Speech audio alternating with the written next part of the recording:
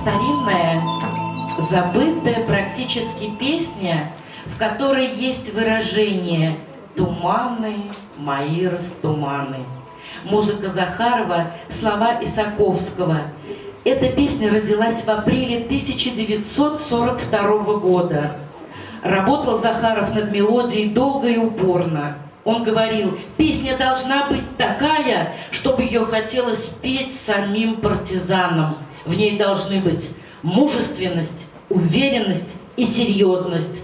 И 4 октября 1942 года в Москве впервые исполнена была песня «Ой, туманы, мои растуманы». Слушатели принимали с энтузиазмом. И песня звучала как молитва, как клятва, как надежда.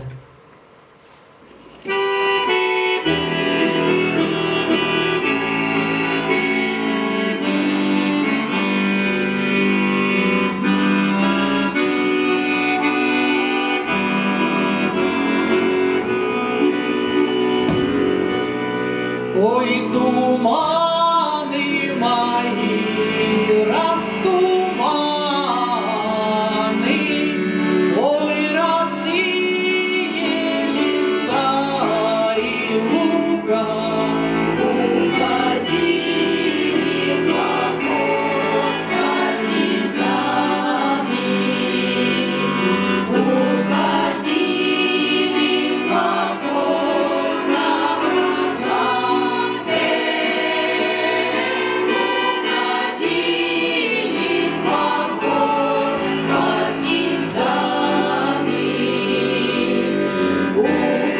уходили в поход на врага.